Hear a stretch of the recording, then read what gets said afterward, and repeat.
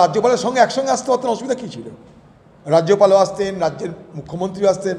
আমাদের দাবি এলাকায় শান্তিপূর্ণ বাতাবরণ ফিরে আসুক, আর কিছু দাবি না।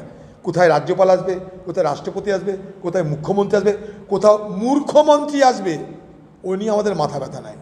আমাদের মাথা ব্যথা এই এলাকার সাম্প্রদায়িক সম্প্রীতি, বাংলার সাম্প্রদায়িক সম্প্রীতি রক্ষিত হোক। মুখ্যমন্ত্রী অনেক আগে যাওয়া উচিত ছিল।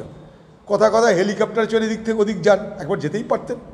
হেলিকপ্টার করে যেতেন, নামতেন, দেখা করতেন, ভরসা দিতেন, খুব ভালো হতো সেটা। কারণ মুখ্যমন্ত্রী প্রশাসনিক পদ সামলান, মুখ্যমন্ত্রী পুলিশ মন্ত্রী। যেমন ডিজি গেল, তারও তো যাওয়া উচিত হয়নি, তাহলে আইজি আছে, তারও যাওয়া উচিত হয়নি। পুলিশের অধিকর্তা যেতে পারে, তাহলে পুলিশ মন্ত্রী কেন যেতে পারবে না? পুলিশে যদি কর্তারা যায়, তাহলে পুলিশের মন্ত্রী কেন যেতে পারবে না? বাংলার মুখ্যমন্ত্রী এড়িয়ে গেছেন, কারণ এটা তার ব্যর্থতা।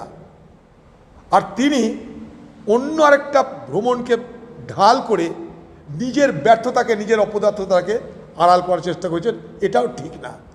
আমি তো সেদিনই দাবি করেছিলাম মুখ্যমন্ত্রী অনেক আগে আসা উচিত ছিল।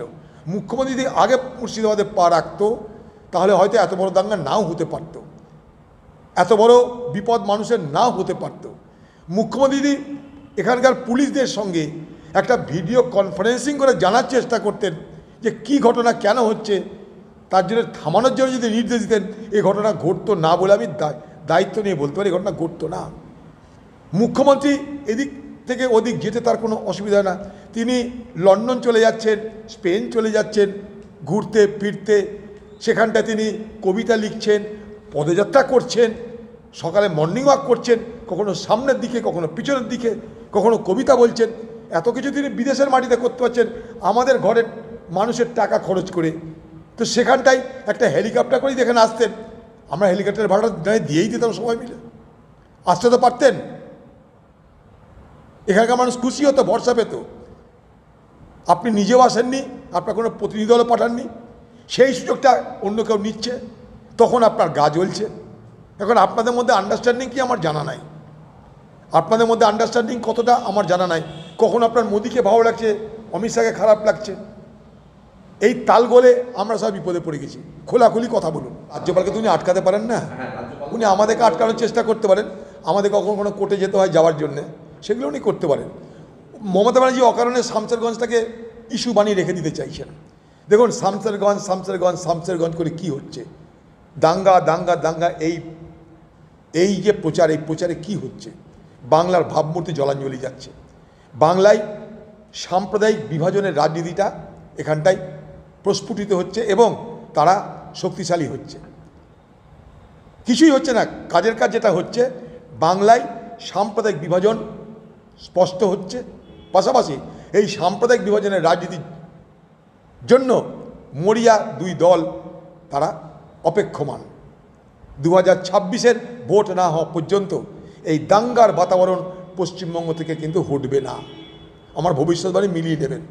2026-এর ভোট শেষ না হওয়া পর্যন্ত এই দাঙ্গার আলোচনা, এই দাঙ্গার বাতাবরণ, এই হিন্দু মুসলমানের বিভাজনের এই রাজনীতি এ বাংলায় থামবে না। আটামাখা হয়ে গেছে বিভাজনের রুটি শেখার জন্যে, সাম্প্রদায়িক বিভাজনের রুটি শেখার জন্যে দিদি উনুন জ্বালিয়ে বসে আছে, আর বিজেপি তারা গ্যাস সিলিন্ডার জ্বালিয়ে বসে আছে। অতএব এখন কোনো আগুনই নিভবে না। এত চিৎকার হচ্ছে কেন? দাঙ্গা থামাইছি, দাঙ্গা থামাবো, আমরা সবাই মিলে দাঙ্গা থামাবো। মুর্শিদাবাদবাসী দাঙ্গা থামাবে, মালদাবাসী দাঙ্গা থামাবে। আমরা সবাই মিলে এ দাঙ্গাকে রুখবো, কিছু হতে দেবো না মুর্শিদাবাদে। আমরা ঘটেছে নিশ্চয় একটা ঘটনা, তার পুনরাবৃত্তি এ বাংলায় যাতে না হয়, মুর্শিদাবাদে যাতে না হয়, তার জন্য আমরা আপ্রাণ চেষ্টা করে যাব। খালি প্রশাসন আপনারা একটু নিরপেক্ষ থাকুন, আপনারা কৃতদাসত্ব বন্ধ করুন। কেউ কিছু করতে পারে না, কেউ কিছু করতে পারবে না। না দিদি লাগবে, না দাদা লাগবে, কাউকে লাগবে না। এখানকার প্রশাসন আপনার নিরপেক্ষ হয়ে দাঙ্গার বিরুদ্ধে ব্যবস্থা নিন, শান্তি ফিরিয়ে আনতে প্রতিশ্রুতিবদ্ধ হন, গল্প শেষ হয়ে যাবে এক্ষুনি, কাউকে লাগবে না। অতএব দাঙ্গা দাঙ্গা দাঙ্গা এই শব্দটা আমাদের পরিহার করা উচিত। কিছু অশুভ শক্তি সেখানে মানুষের ক্ষতি করেছে। ক্ষতি হিন্দুর হয়েছে, ক্ষতি মুসলমানের হয়েছে, উভয় সম্প্রদায়ের হয়েছে। এবং পুলিশের নিষ্ক্রিয়তায়, পুলিশের অপরিণামদর্শিতায়, পুলিশের উদাসীনতা আজকে এই গণ্ডগোলের জন্য, এই হত্যাকাণ্ড, রক্তাক্ত বাতাবরণের জন্য দায়ী। আমি সেদিনও বলেছি, আজও বলছি, সেদিনকার পুলিশকে নির্দেশ দেওয়া হলো না কেন? পুলিশের কোন কোন কর্তা সেই সব এলাকায় ছিল যারা সেদিনকে ওখানকার স্থানীয় লোকাল পুলিশকে কড়া হাতে এই গণ্ডগোল দমন করার আদেশ দিল না? কারা? তারা কি শুধুমাত্র পুলিশ কর্তা, না তারা তৃণমূল নেতার কথাই, তৃণমূল নেতার আদেশ মেনে, তাদের আদেশ পালন করার জন্য নিচুতলায় কড়া হাতে এই সমস্যা মোকাবেলা করার জন্য নির্দেশ দিল না? কোনটা? কারণ 5 ঘন্টা ধরে গণ্ডগোল, পুলিশ জানে না? এটা তো হতে পারে না, সবাই জানে।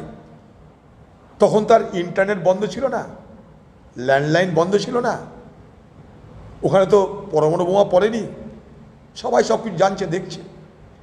তাহলে কেন উপরতলার পুলিশ জেনেও নিচুতলায় আদেশ দেয়নি? অথবা নিচুতলার পুলিশ কি উপরতলার পুলিশের আদেশ অমান্য করে নিজেদের মতন করে এই দাঙ্গায় নিষ্ক্রিয় ভাব ধারণ করেছিল, নিষ্ক্রিয়তা দেখিয়েছিল? না কোনো তৃণমূল আর পুলিশের নেক্সাসে, অশুভ আঁতাতে এই ধরনের ঘটনা ঘটলো? অনেক প্রশ্ন। কারণ আমি প্রথম দিনে বলেছি, আজও বলছি, দাঙ্গা তখনই হয় যখন সরকারি মদত থাকে। গোধ্রায় দাঙ্গা হয়েছিল সরকারি মদত পুষ্ট হয়ে, বাংলাতেও দাঙ্গা গণ্ডগোল যা হচ্ছে সরকারি মদত পুষ্ট ছাড়া সম্ভব না। এটা নিয়ম, চিরাচরিত নিয়ম এটা জগতের। ভালো করে যদি রায় বিচার করা যায় তাহলে ক্ষতের উপরে একটা লিউকোপ্লাস্ট বসানো হয়েছে। আমি বিচারপতিদের সমালোচনা করতে পারি না, সে অধিকার নাই, ক্ষমতাও নাই, আমার সেই মানসিকতাও নাই। সমস্ত বিচারপতিদের কাছে যে তত্ত্ব, তার উপরে বিচারপতিরা তাদের রায় ঘোষণা করে, তাদের মতামত ব্যক্ত করে, তারা অ্যাওয়ার্ড দেয়। যাই হোক, আমার মনে হয়েছে আজকে পশ্চিমবঙ্গ সরকারের ক্রিমিনাল নেগলিজেন্সের জন্য, অপরাধমূলক উদাসীনতার জন্য, এই উদাসীনতা, criminal negligence, criminal indifference, Paschimbanga সরকারের যারা পর্ষদ, এসএসসি, তাদের ক্ষমাহীন অপরাধের জন্য সুপ্রিম কোর্টের কাছে যোগ্যকে অযোগ্যকে আমরা আজ পর্যন্ত বলতে পারলাম না। আর তার ফল ভুগতে হচ্ছে শিক্ষক শিক্ষিকা কুলকে। এখন ক্ষতের উপরে লিউকোপ্লাস্ট দিয়ে ডিসেম্বর পর্যন্ত চলতে পারে, তারপর কি হবে আমরা কেউ জানি না। আরে ডিসেম্বর পর্যন্ত এই ভাঙা মন নিয়ে, ভাঙা হৃদয় নিয়ে, ভাঙা মানসিকতা নিয়ে শিক্ষক শিক্ষিকারা ছাত্রদের কি পড়াবেন আমার জানা নাই। তারা নিজেরাই হতাশ, তারা নিজেরাই মানসিকভাবে ভেঙে পড়েছে। তারা ভবিষ্যৎ প্রজন্মের মানসিক দৃঢ়তা কী করে তৈরি করবে? এখনও যদি গিয়ে চালাকিটা না করে, এটা মধ্যশিক্ষা পর্ষদের পক্ষ থেকে চালাকি করে কি বলা হলো, ছাত্রছাত্রীদের অসুবিধা হচ্ছে তাই শিক্ষকদেরকে সেখানে যেন পড়ানোর সুযোগ দেওয়া হয়। তো সুপ্রিম কোর্ট বলবে যে বাচ্চারা না পড়ুক, আমার দেখার দায়িত্ব নাই? সুপ্রিম কোর্ট তো মমতা ব্যানার্জি নয়, তারা তো বিবেক নিয়ে চলে, তাদের তো বিচার করতে হয়, সকলের কথা ভাবতে হয়। তাদের তো টিএমসি আর বিজেপি ভেবে চলে না, মানুষের কথা ভাবতে হয়। তাই ভবিষ্যৎ প্রজন্মের ছাত্রছাত্রীর কথা ভেবে বলেছি, হ্যাঁ ডিসেম্বর পর্যন্ত আপনারা পড়াতে পারেন।